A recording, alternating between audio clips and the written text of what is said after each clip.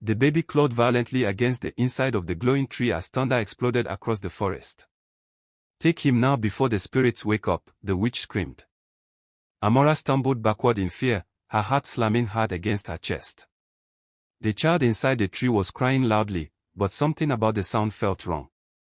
It did not sound fully human. It sounded older. Darker. The giant tree twisted slowly like it was alive. Its roots moved beneath the ground like snakes. The old witch grabbed Amora's wrist tightly. "Listen carefully," she whispered with shaking lips. "You can take this child and your womb will never be empty again. But there is one rule you must never break." Amora nodded desperately. "Anything?" The witch's black eyes widened. "Never wash him with water." Silence swallowed the forest. Amora blinked in confusion. "That's all." The witch tightened her grip. "Never wash him," she repeated slowly. "Not with rainwater. Not with river water. Not even one drop.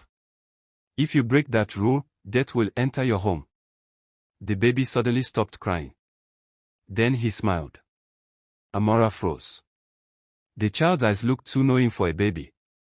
But her desperation was stronger than her fear. At 35 years old, Amora had buried 3 miscarriages. 3 tiny graves. 3 shattered dreams. The women in the village mocked her openly. "Maybe the gods closed her womb forever," they whispered. Her husband Chaik had stopped looking at her with love. Every night he returned home later and later. One evening she overheard him speaking to his mother outside. "I need a son," Chaik said quietly. Amora felt her chest crack. His mother answered coldly. "Then marry another woman before it is too late." That was the night Amora entered the forbidden forest. And now here she stood before the impossible. A living child growing inside a magic tree. The witch pulled the glowing baby from the trunk and placed him into Amora's trembling arms. The moment she touched him, warmth spread through her entire body. Tears rolled down her cheeks. "He's beautiful," she whispered. The witch stared at her silently. Beauty can hide terrible things. But Amora barely listened. For the first time in years, she finally held a child. She carried him home through the storm while lightning flashed behind her. The next morning, the entire village gathered outside her hut in shock. Ngozi, her best friend, covered her mouth. "Amora, where did this baby come from?" Amora forced a smile. "The gods finally answered my prayers." Even Chaik looked stunned. He slowly carried the child in his arms. "A son," he whispered emotionally. Amora watched tears form in his eyes. For the first time in years, her husband hugged her tightly. That night they laughed together again. That night they ate together again. That night Chaik touched her face gently and said, "You brought light back into this house." Amora cried silently after he fell asleep. Maybe everything would finally be okay. They named the boy Kamsi. And within months, strange blessings entered their lives. Chaik's failing farm suddenly became successful. Their yams grew bigger than anyone else's. Money started flowing into their home. Even sick villagers claimed they felt stronger after Kamsi touched them. People began calling him a miracle child. Women who once mocked Amora suddenly visited daily. "What herbs did you use? What prayers did you say?" Amora only smiled nervously. But strange things followed the child everywhere. Whenever Kamsi cried, dogs howled violently outside. Whenever he laughed, birds flew away from the village. At night, Amora often woke up and found him staring directly at her from his mat. Not blinking. Just watching. One night she sat up suddenly and gasped. Kamsi was gone. The door of the hut stood wide open. Amora panicked. "Kamsi." She ran outside barefoot. The forest ahead looked darker than usual. Then she heard something. Laughter. A child's laughter. Coming from deep inside the trees. Amora followed the sound carefully. And then she froze. Kamsi stood in the middle of the forest surrounded by animals. Snakes circled around his feet. Huge black birds rested on the branches above him. Even a wild leopard lowered its head before the child. Amora's breathing became shaky. Then Kamsi spoke. But it was not the voice of a child. Soon the debt will be paid. Amora nearly screamed. The voice sounded ancient. Cold. Like many people speaking at once. Suddenly Kamsi turned and looked directly at her. His face instantly became innocent again. Mother, he asked softly. Amora grabbed him quickly. What are you doing here? Kamsi smiled. The forest missed me. Those words haunted her for days. As the years passed, Kamsi became even stranger. At only 4 years old, he spoke like a grown man. Sometimes villagers heard him whispering to himself. Other times they caught him staring into empty corners while smiling. Then the deaths began. A farmer who insulted Kamsi was found dead beside a tree. His body was wrapped tightly in roots. Another villager disappeared after calling the boy cursed. People started whispering again. There is evil inside that child. Ngozi confronted Amora one afternoon. You need to tell me the truth. Amora looked away. There is nothing to tell. Ngozi slammed her hand against the table. Stop lying. Amora jumped.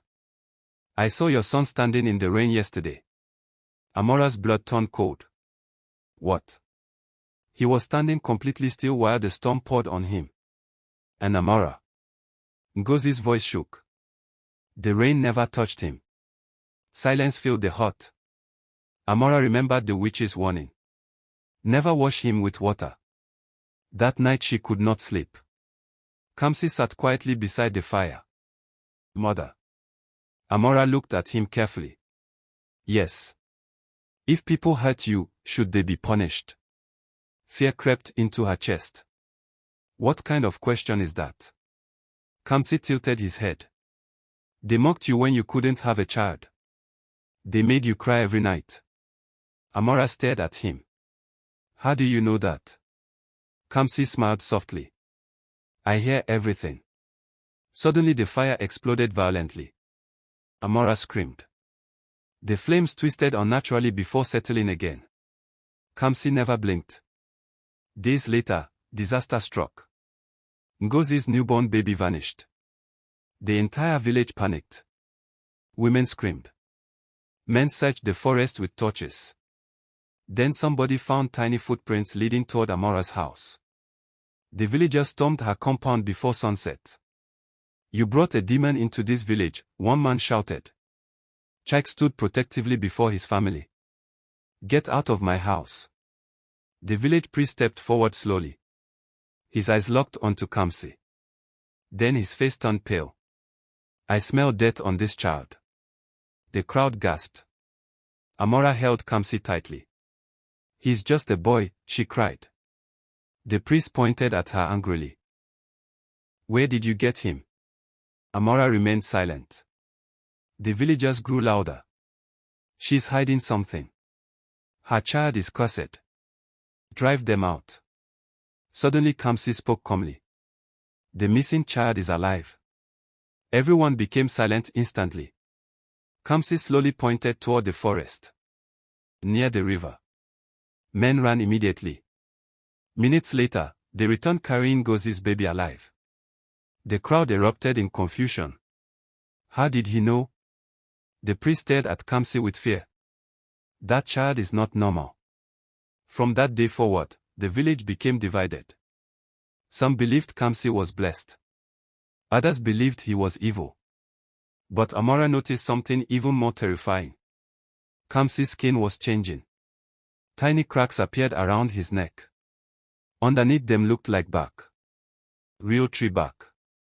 One night while he slept, a branch slowly pushed through the skin on his shoulder. Amora covered her mouth to stop herself from screaming. The smell coming from him became unbearable. Like wet soil and dead leaves. Chaik finally lost his patience. This child needs a bath, he snapped. Amora immediately stepped backward. No. Chaik frowned angrily. What do you mean no? Amora trembled. You don't understand. Then explain it. Finally she told him everything. The forest. The witch. The warning. The room became silent. Then Chike exploded. You trusted a witch? I only wanted a child. Amora screamed. And now look at him. Chike shouted back. This thing is destroying our lives. Kamsi stood quietly in the corner watching them fight. Then he smiled. If you wash me, he said softly, father would die first. Amora froze. Chike laughed nervously. You think I fear a child? But deep down, even he looked shaken. The next morning dark clouds covered the village. Wind howled violently. Amora cried as Chike prepared a large wooden tub filled with water. Villagers gathered outside to watch. Some prayed. Others whispered nervously. Ngozi grabbed Amora's arm. Stop him before something terrible happens. Amora rushed toward Chike desperately. Please don't do this. Chike pushed her aside. I'm ending this madness today. Kamsi stood silently before the tub. His black eyes stared directly at Amora. Mother, he whispered sadly, why didn't you protect me? Amora broke down crying. Then Chike grabbed the cloth and touched water to Kamsi's skin. The world exploded. A horrifying scream ripped across the village. It sounded like thousands of voices crying together. The water instantly turned black. Blood poured from Chike's eyes. He collapsed lifelessly onto the ground. Amora screamed so loudly her voice cracked. Villagers ran in terror. Then Kamsi began changing. Branches burst violently from his back. Roots exploded beneath the earth. His body rose into the air. Lightning struck nearby houses. The promise was broken. Kamsi roared. But it was no longer the voice of a child. It sounded ancient. Terrifying. The entire forest awakened. Trees began moving toward the village. Roots wrapped around houses and crushed them. People ran through smoke and fire screaming. And suddenly, the witch appeared. She stood calmly inside the storm. You were warned, she whispered. Amora collapsed before her. Please save my son. The witch looked at Kamsi sadly. He was never truly your son. Amora stared upward in horror. What do you mean? The witch raised her hand. Long ago this village sacrificed innocent children to forest spirits in exchange for wealth and protection. The villagers gasped. One old elder fell to his knees crying. It's